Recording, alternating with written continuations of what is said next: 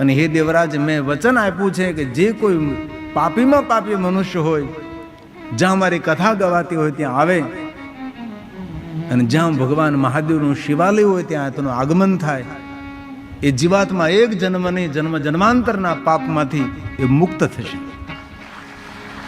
તારી અંતિમ પલ જો સુધરી હોય તો તારા માતા પિતાના પુણ્યના કારણે.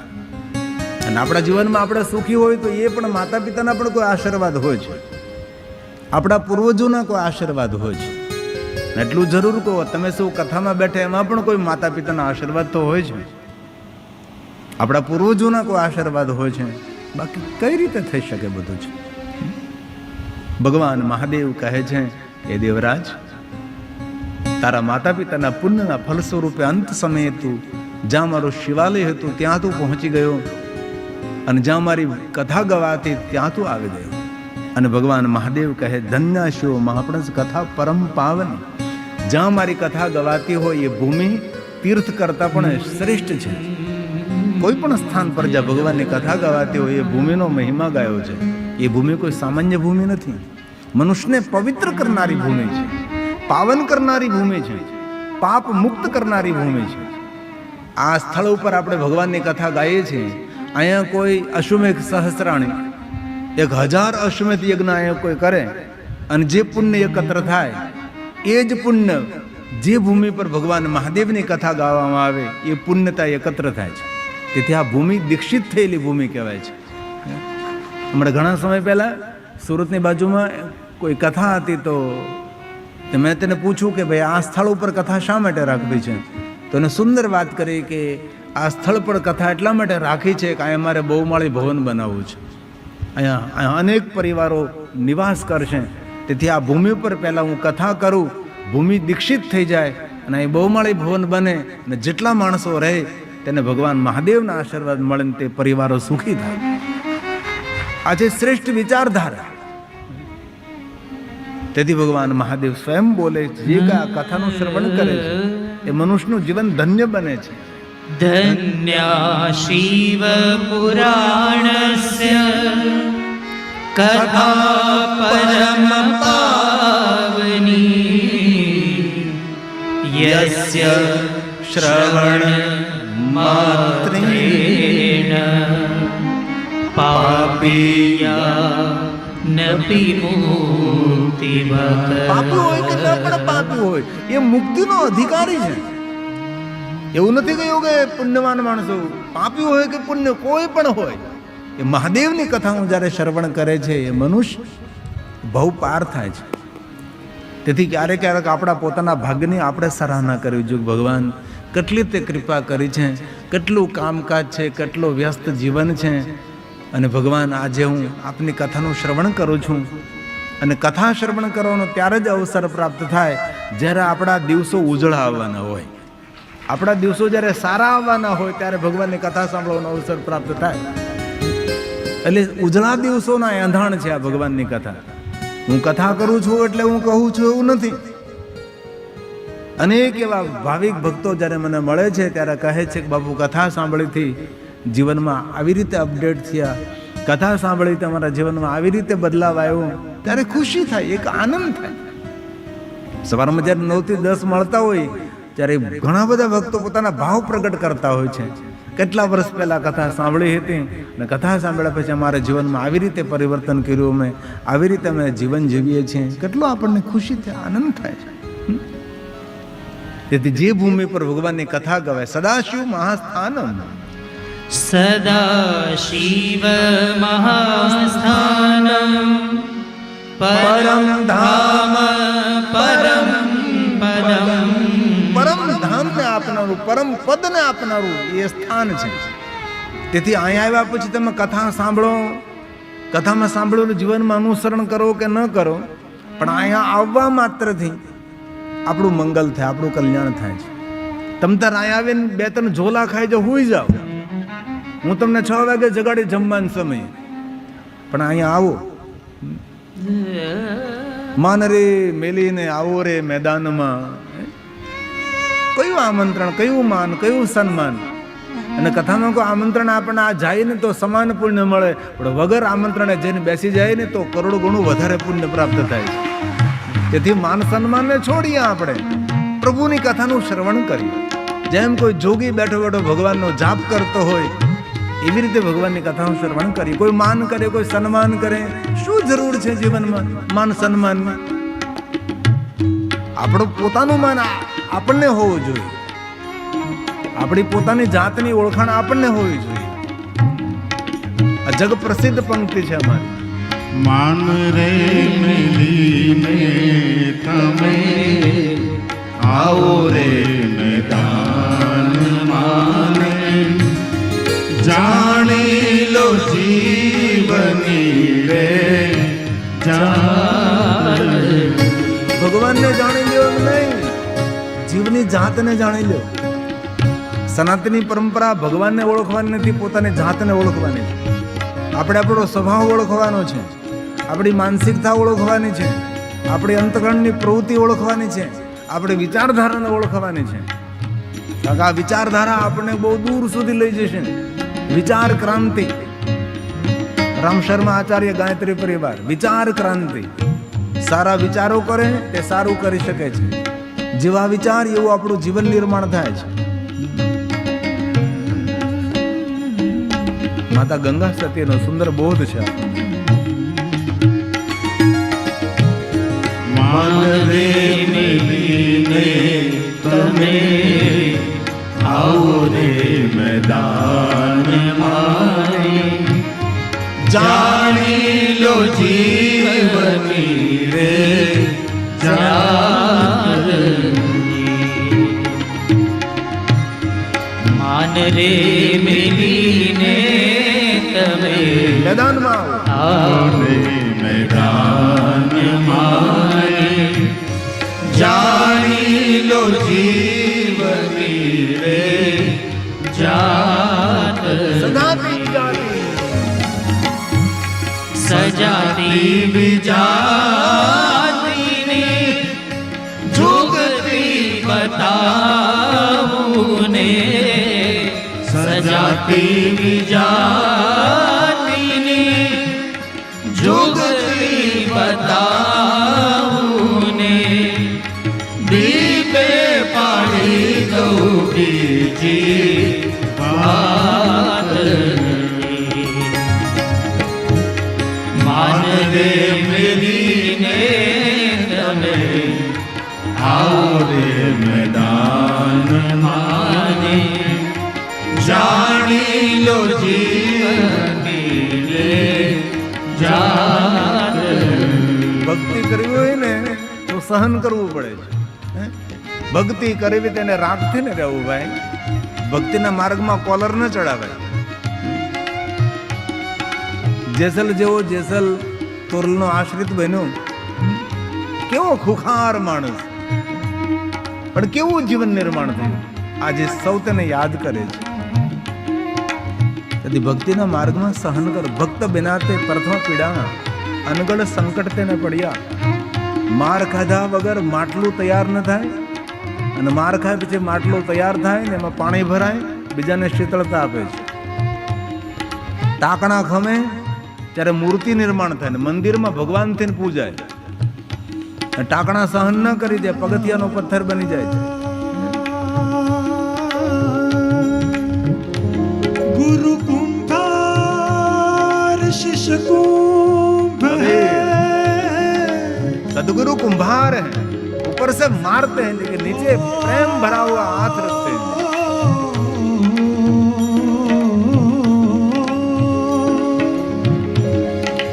गुरु कुंभार शिष्य ભક્તિ કરવી તેને જતું કરતા આવડવું જોઈએ.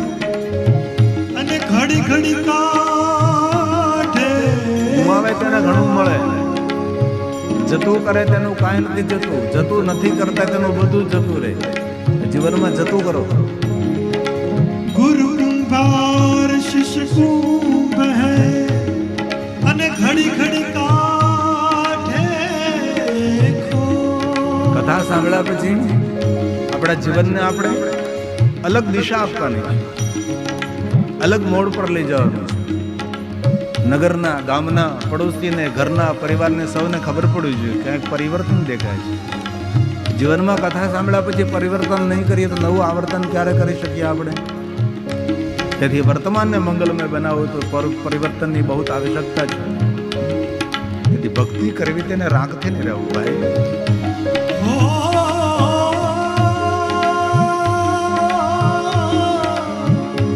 માં ગંગા સતી જી જી જી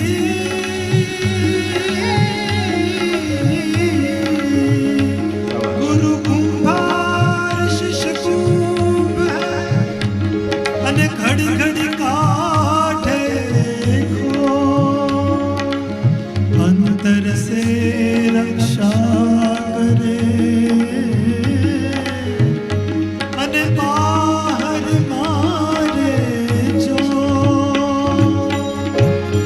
ભક્તિ ને કરવી તેને રાગ કરીને ભૂને મેલવું અંતરનું અભિમાન.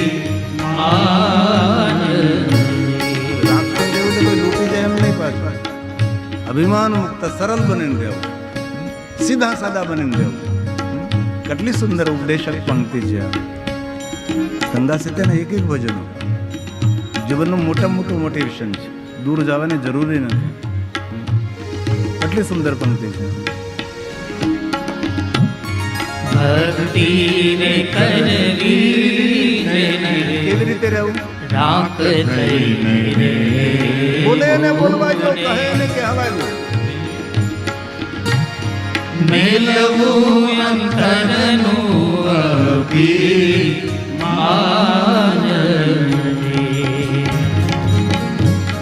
સદગુરુ ચરણમાં શીશ નમાવીને, સદગુરુ ચરણમાં શીશ નમાવીને સમજવી ગુરુજીને શાન રે. ભક્તિ કરવી તેને રાગ થઈને રહેવું ને મેલવું અંતરનું અભિમાન. મેલવું અંતરનું અભિમાન. મેલવું અંતરનું અભિમાન.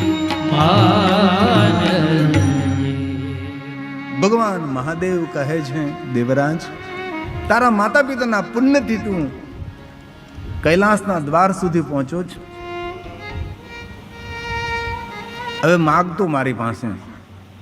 દેવરાજ કહે, ભગવાન માગવાનો કયો મારો અધિકાર? મેં તો બહુ પાપ કર્મો કર્યા છે, એક પણ પાપ છોડ્યું નથી, પણ મારા માતા પિતાનું કોઈ સારું પુણ્ય હતું. તેથી મને ભગવાન મહાદેવ આપના દ્વારે હું પહોંચ્યો છું. ભગવાન બસ હવે મને જન્મ અને મૃત્યુના ફેરામાંથી મુક્ત કરો. અને સુત પુરાણજી પ્રયાગ તીર્થમાં કહે છે, આવું પાપી માણસ પોતાના માતા પિતાના પુણ્યના ફલ સ્વરૂપે ભગવાનની કથામાં આવે છે, અને જ્યાં ભગવાનનું શિવસ્થાન છે ત્યાં આવે છે, અને પાપ મુક્ત બને છે, અને ભગવાનના ધામમાં જાય છે, અને ભગવાન તેને મુક્તિ આપે છે. માતૃ પિતૃ વધુ હંતા. આવું પાપી માણસ દેવરાજો એમની ગતિ થાય, તેની પરમ ગતિ થાય છે. કેટલી સુંદર વાત કરી માતા પિતાના પુણ્યથી. અંત સમયે અજાણતા ભગવાનની કથામાં ગયો, અહીં આત્માનું પરમ કલ્યાણ થયું. અને પ્રયાગ તીર્થમાં બિરાજમાન મહાત્માઓ કહે છે, હે સુત પુરાણીજી, ભગવાનની કથાનો એટલો મહિમા, જેને જીવન પર્યંત પાપ કર્મો કર્યા છે, અને એ ભગવાનની કથામાં જાય, ભગવાન શિવજીના શિવાલયે જાય, અને એ જીવાત્માનું મંગલ થાય. હે સુત પુરાણીજી, બહુ સુંદર કથા છે. આ કથા સાંભળતા મેં કૃતાર્થ બન્યા છે. સુત પુરાણીનું સુંદર સંબોધન કરે, હે સૂત, હે સૂત. સૂત સૂત મહાભાગ સર્વજ્ઞોસી મહામતે ત્વત્પ્રસાદાત कृतार्थोऽहं कृतार्थोऽहं पुनः पुनः कृतार्थोऽहं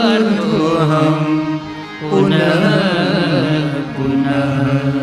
આપના મુખેથી આ મહાત્મ્ય કથાનું શ્રવણ કરતા અમે સૌ કૃતાર્થ થયા છે. આવી પુનઃ પુનઃ સુંદર સુંદર ભગવાનની કથા કહો. સુત પુરાણે કહે છે મહાત્માઓ, ભગવાનની કથા ધન્ય છે, ભગવાન મહાદેવ ધન્ય છે, કથા સાંભળનારો ધન્ય છે અને કથા કહેનાર ધન્ય છે. તેથી આપણે સૌ આપણા ભાગ્યની સરાહના કરશે કે જે કથાનું શ્રવણ કરવા માત્રથી મનુષ્ય મહાદેવના લોકને પ્રાપ્ત કરી શકે છે, શિવલોકને પ્રાપ્ત થાય છે. બહુ હૃદયથી એક વાત કહું છું, અનેક સત્કર્મો કરવાથી પુણ્ય મળે છે, પણ જે કથા સાંભળવાથી પુણ્ય મળે છે ને એવું પુણ્ય દુનિયાને કોઈ સ્થાનેથી ન મળી શકે.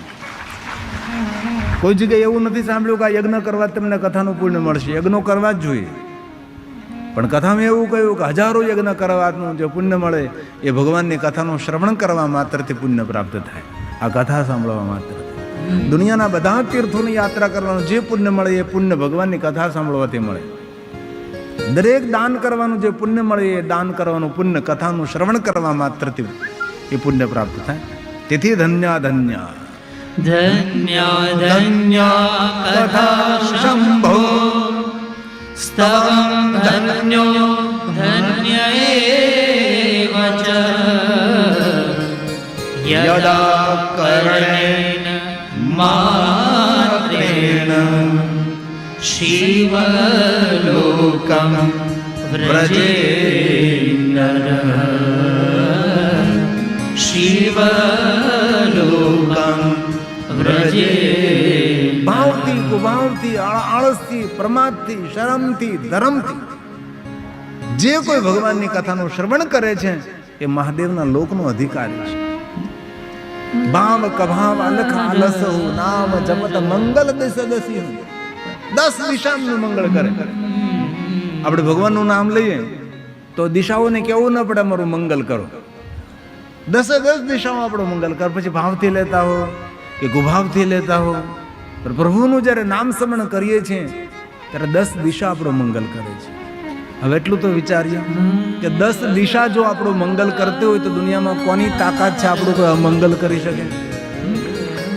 દિશા તો 10 ને ભાઈ, 4 દિશા 4 ખૂણા આકાશ ને પાતાળ દિશા થઈ 10.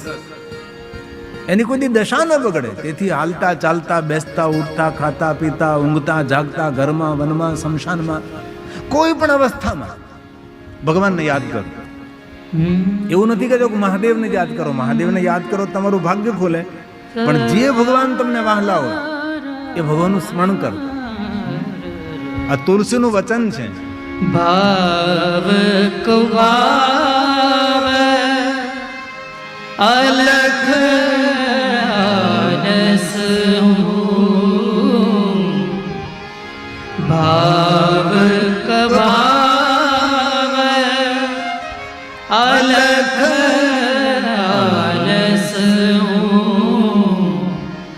નામ જપત મંગલ દિશી દશ. હાલતા ચાલતા બેસતા ઉઠતા જીવાગ્રે વર્તતે તસ્ય સફલમ જીવિતમ. જન્મારો સુધરી જાય. અમે ક્યાં કોઈ પાસે પરમિશન લેવી પડે ભાઈ? કોઈની વાતો કરી કરીને જીભ પછાડા કરવી, જીભને થકવાડી દેવી. એના કરતા હરિસ્મરણ કરીએ ને. જેટલી વાર વાતો કરીને એટલી વાર ભગવાનનું સ્મરણ બંધ થઈ જાય. તો ગપાટા સપાટા મારવાનું બંધ કરીએ, વધારે વધારે ભગવાનનું સ્મરણ કરીએ. બહુ હૃદયથી કહું છું, ભાવથી કહું છું, જે મનુષ્ય નિરંતર ભગવાનનું સ્મરણ કરે છે તેને કોઈ જગ્યાએ હાથ લંબાવવો ન પડે. એની આગળ કોઈ હાથ લંબાવે કે મન તું કઈ. આવી ભજનમાં અદ્ભુત શક્તિ છે. અને એવું ક્યાં કહ્યું કે પવિત્ર થઈને ભાવથી ભાવ કે ભાવ ભાવ કભાવ અલખ ભજો ભજો ભજો નામ જપત મંગલ દિશી દશ. નામ જપત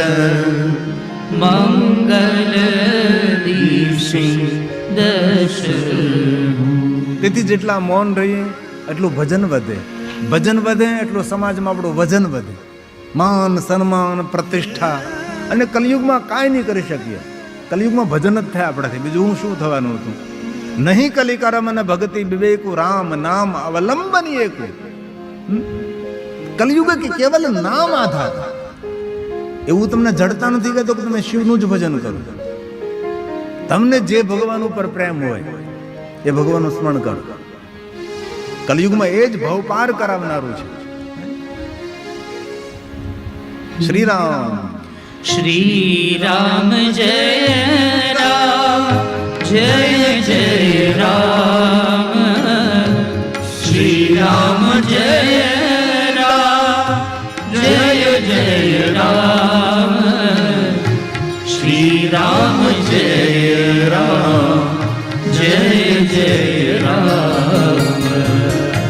શ્રી રામ જય રામ જય જય. અરે પહાડ જેવડું દુઃખ હોય, પહાડ જેવડું. ભજન કરવાથી એ દુઃખ ઘાસના તૃણ જેવું થઈ જાય. અનુભવ તો કરો. આમાં કોઈ ખર્ચ નથી, કોઈ પરમિશન લેવાની નથી, કોઈને મંજૂરી લેવાની નથી, કોઈ ટેક્સ ભરવાનું નથી. શરૂઆત તો કરીએ નિરંતર નિરંતર ભગવાનનું સ્મરણ, નિરંતર ભગવાનનું સ્મરણ. તમે જો તો ખરા, તમારા ચહેરાનો રંગ બદલી જશે, આપણી મુખાકૃતિના ભાવ બદલી જાય, આપણી આંખનો ભાવ બદલી જાય, આપણી રહેન સહેન બદલી જાય. શરૂ કરી શકાય છે.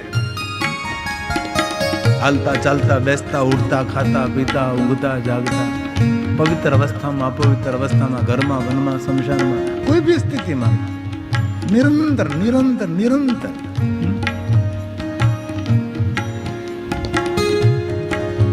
જેટલા જેટલા દુનિયામાં મહાપુરુષો થયા તેને ભજન કર્યું છે, નામ સ્મરણ કર્યું છે.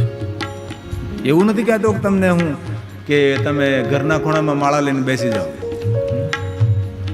કરતા જાઓ ઘરનું કામ ને લેતા જાઓ. બોલો તો ખરા. હા, તો પછી કરતા જાઓ ઘરનું કામ લેતા જાઓ. તો પછી लूट सके तो लूट ले, કેટલો સરળ ઉપાય છે ભવ પાર થવા માટે. राम नाम की लूट। વ્યર્થ ચિંતનમાં, વ્યર્થ વાતોમાં, વ્યર્થ વિચારોમાં, વ્યર્થ પ્રવૃત્તિમાં જીવન ગુમાવવું એ તો મૂર્ખા લોકોનું કામ છે. लूट सके तो लूट ले, शिव नाम की लूट। મૂર્ખા કોને કે ખબર? ખોટી વાતોનો પ્રચાર કરે તેને મૂર્ખા કહેવાય. કોઈ માણસને અફવા ઉડી હોય, ને અફવા કોણ ઉડાડે? જે આપણા પ્રત્યે નફરત કરતા હોય એ લોકો. આપણા પ્રત્યે જેને નફરત હોય એ લોકો આપણે ખોટી અફવા ઉડાડે અને મૂર્ખાઓ તેનો પ્રચાર કરે. સીધી વાત છે ને. અને બુદ્ધિ વગરના લોકો એ વાતને સત્ય જાણ્યા વગર સ્વીકારી લે. સીધી જ વાત છે ને, એને અફવા કહેવાય. અને દુનિયામાં લગભગ આવા માણસો છે. સાંભળેલું પણ ખોટું હોય અને આંખે જોયેલું પણ ખોટું હોય છે.